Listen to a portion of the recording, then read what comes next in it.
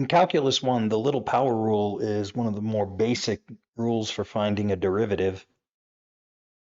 And if we have a function, and we'll just call that f of x equals x to the n power, then f prime of x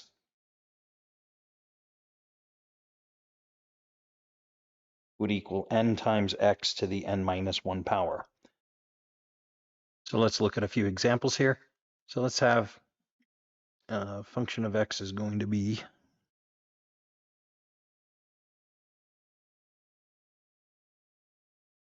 x to the 5th power. So f prime of x,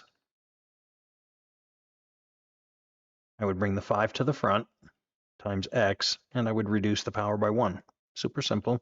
I'll do one more like that.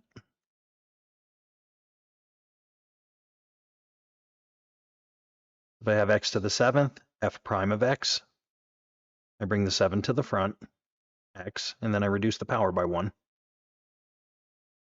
Now let's look at one that has a coefficient in front of x.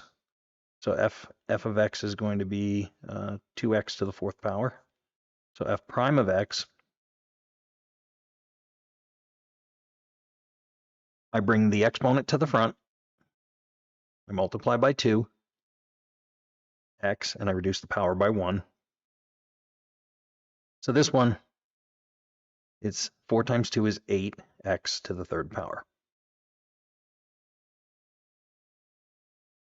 Now, let's say that I had 2x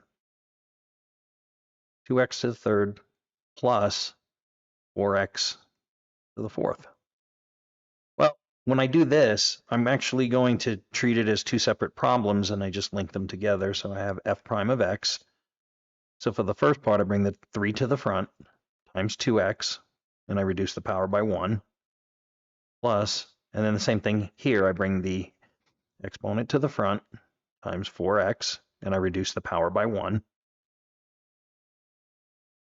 So I have 6x squared plus 16x to the 3rd power. So let's say f of x was the square root of x. Now, the square root of x has an exponent here of 1, and it's a 2 in here for the index.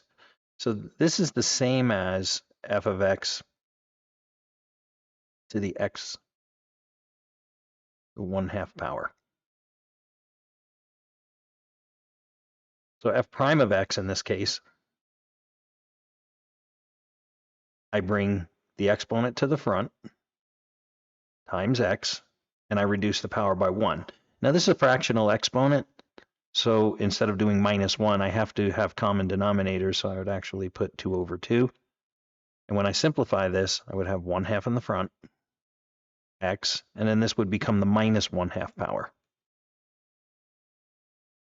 I don't want to leave this with a negative exponent, so I'm just going to rewrite it. Now, I have a fraction with a 1 in the numerator and a 2 in the denominator, and then this here is going to be rewritten. Once I move it to the bottom, it's again going to be the square root of x.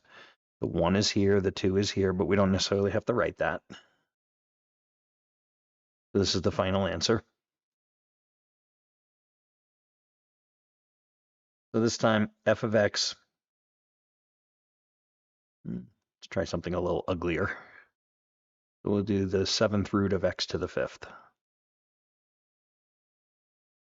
So I'm going to rewrite this first. So I have f of x, and I'm just going to rewrite it as x to the 5/7 power. So then f prime of x,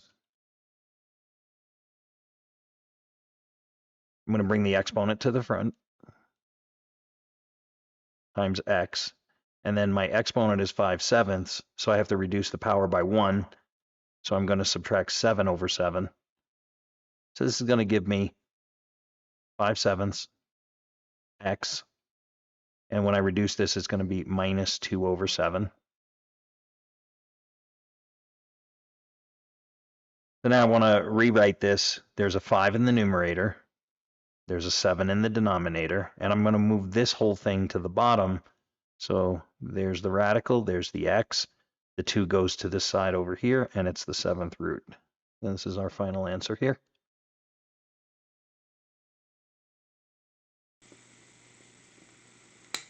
That was easy.